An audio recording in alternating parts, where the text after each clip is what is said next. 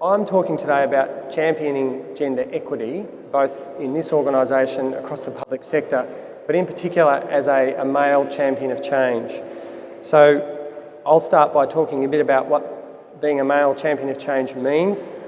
What is it about? What are we doing?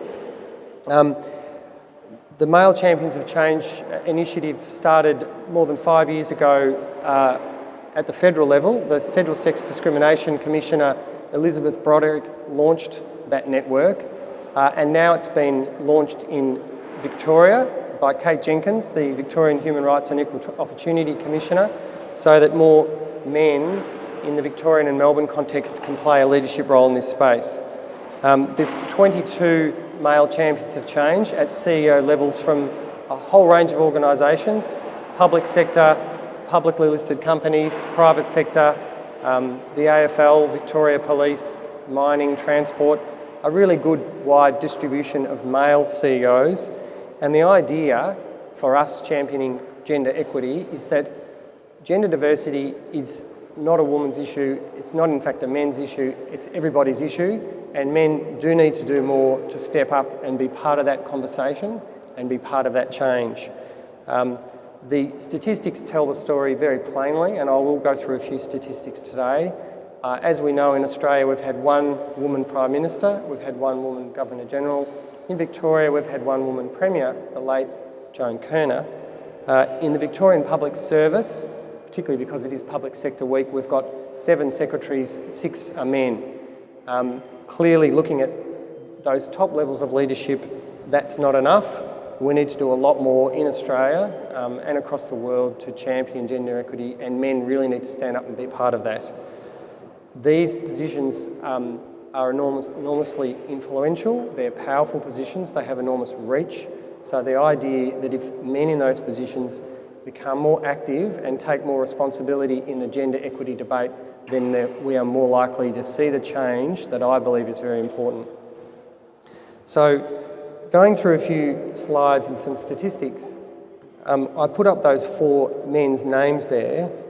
The New York Times recently pointed out that for every woman CEO in the United States Standard & Poor's 1500 companies, there are 4 male chief executives named John, Robert, William and James. So for every woman CEO, there are 4 men of those names. They've called this ratio the glass ceiling index, which means that men with those names outnumber all women CEOs with names from Abby to Zara.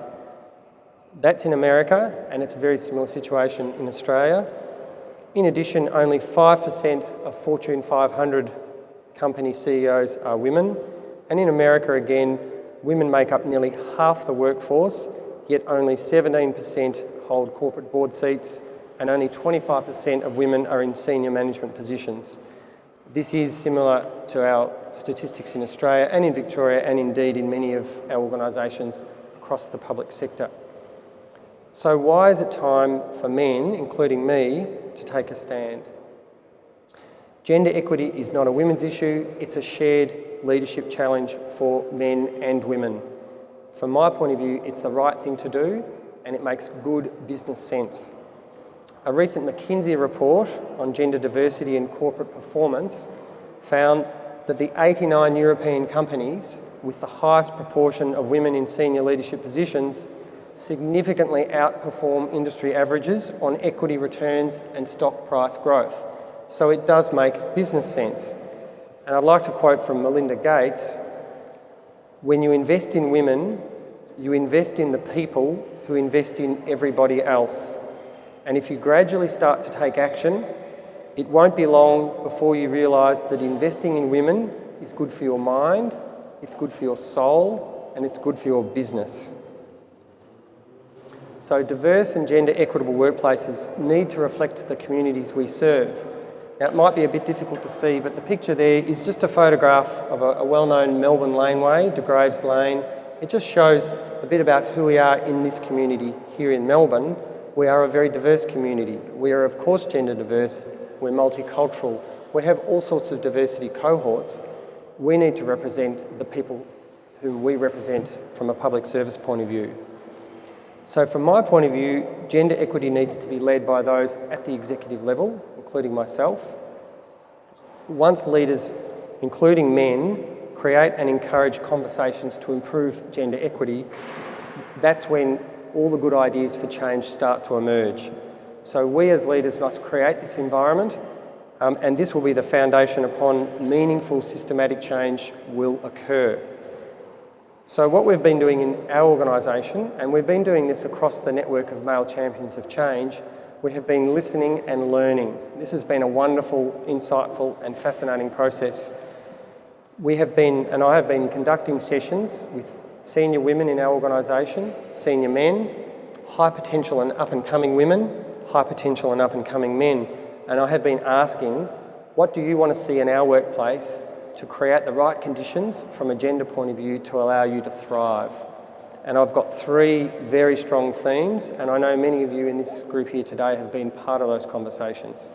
So I'll talk a bit about what I'm hearing from you as staff and what we're hearing across our sectors. The number one issue that I've been hearing from you is flexibility.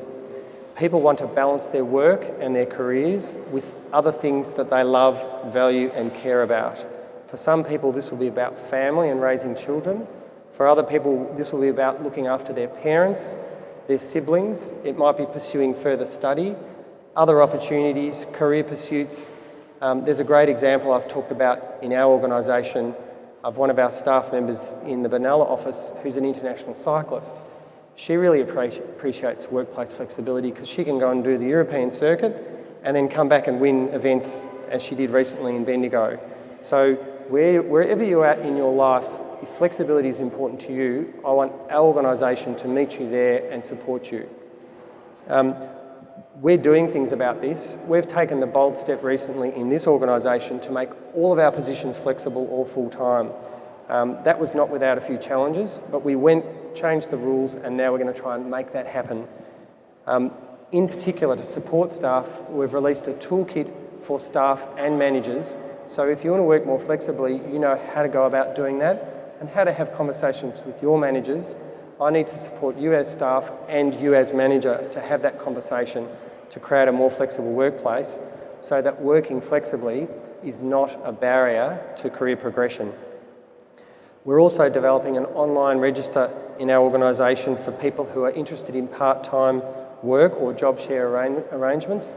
There's a huge enthusiasm and groundswell for this, and partly it's just about connecting people where the interest and opportunity is and supporting managers so that you become good at managing diverse, flexible teams.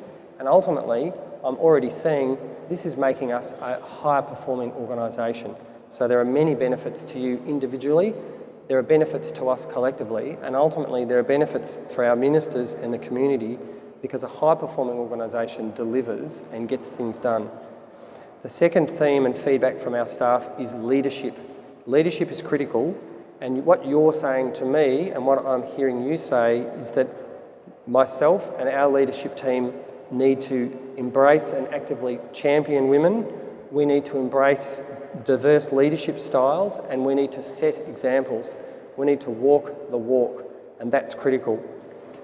We need to demand, you're telling us we need to demand the 50-50 gender split in our senior positions. So that's what we're doing, that's what our target is going to be, or that's what our target is. We need to set these meaningful targets, we need to measure them and show good faith and show how we're progressing. So we need to monitor and report on that progress. And then thirdly, we as leaders need to create the environment so that change can happen. In big organisations and in small organisations, change is difficult. In very distributed systems like government, change can be very challenging because there frankly are so many rules about how you do change. So not only do we need to set the example, we also need to think a little bit disruptively in a positive sense. We also need to be very clear about why this is important, and partly that's why I'm talking about it today as part of Public Sector Week. We also need to cover and work or uncover unconscious bias and conscious biases that are preventing and holding people back from allowing this to happen. The third theme that's coming up very strongly is storytelling. Storytelling is really important to you so you can hear our stories as to how we're making this happen. So not many people know that I went part-time as a senior executive for 3 years when we had a young family because it was important to me. I had to negotiate really hard with my managers to make that happen, and in the end, the organisation that I worked for wasn't supportive of that arrangement, so I left that organisation. So that's a story that's important for me to share because I need to walk the walk. If I want to encourage you to go more flexible and you know that I've understood that challenge, then you'll see that I'm taking it seriously. And many of you will know that we've had some change in our senior leadership in our water group, and with Emily Phillips going to the Economic Development Department, Kate Houghton's coming into that Deputy Secretary role on a part-time basis. So we need to see part-time roles all the way up to my position and into our senior executive levels with Kate Houghton as a part-time Deputy Secretary. Ministers are really supportive of that. I'm really supportive of that, and that shows that any other position in this organisation can be part-time or flexible if that's what's going to work for you. So storytelling and sharing those stories is really important. Championing and talking about when flexible working arrangements work, celebrating people who break down barriers and move into less traditional roles. We've talked a lot about recently getting more women into senior fire and emergency management roles. We don't have any level 3, top-level incident controllers who are women. An incident controller coordinates, communicates, makes decisions. They are skills that are covered very strongly by women and men, and yet we have no senior incident controllers in our emergency management network. So I've been talking to the Emergency Management Commissioner and to my colleagues across that sector saying, that's not acceptable, what are we doing about it, and what are we doing about it tomorrow as well as over the long term? And that involves shadowing, mentoring, training, and all the development tools that we are putting in place.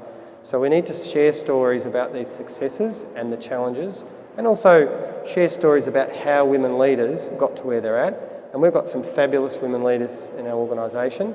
And I can just see Christine White to my left, who's one of our other Deputy Secretaries, who's shared her story with other women. And, you know, to your credit, and Louise Hill, another senior woman, who's helping other women to learn from your challenges and your successes. So my final point as I conclude is how are we taking action, and what does this look like on the road ahead? So what we're doing in our organisation, we've set up a women's networking program. It was a hugely successful launch just last week with Christine Nixon. We're launching that again in Bendigo so we can have a regional launch because we've got a lot of regional staff. And it was such an inspiring launch. If you didn't get to the launch last week with Christine, I encourage you to take the time, catch the train up to Bendigo or drive up the road. Christine White will be there, I'll be there, and if you saw her last time and you thought she was fabulous, you can come and hear her again. If you didn't see her, you should come. And if your boss is not sure, or your manager, tell them that I asked you to come up. We've also got a My Mentor program with about 65 women participating. We've got development programs for our senior women and for our up-and-coming and high-potential women. We're also encouraging a lot of our staff to go through the Women in Leadership Achieving and Flourishing program run by the Australian New Zealand School of Government, which Christine Nixon, I think, helped design. And we're also rolling out unconscious bias training for all our staff, in particular a lot of male managers who may not have thought about this or realise that some of their unconscious behaviours are an impediment to further success for gender equity. And we are seeing results. I mentioned before we have a 50% target for women in senior executive positions. In a prior organisation of DEPI, before the machinery of government change, we were in about the high 20s. We're now up to 44% of women in our senior executive positions. That's really good, that's progress, but it's not success. We've got more to do. And in my direct reports, we have a 50-50 split. That's really good, but to me, there's always more we can do. We know as well across the Victorian government, the Premier has announced a target of 50% women onto all new board positions. And we have an incredible opportunity in our own sector where we're looking at, we're refreshing board positions across the water sector, and with 19 water corporations across the whole state, that's an incredible real opportunity for more women into senior board positions.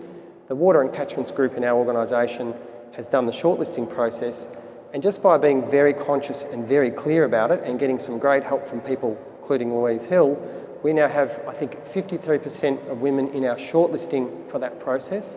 That's a fantastic achievement. The process will work through now, but there's a much higher possibility that we'll get a good, diverse balance because we've been very conscious about the shortlisting for that process. So keep your eye on that space. That's going to mean a more diverse, well-led water sector, so we all benefit from that.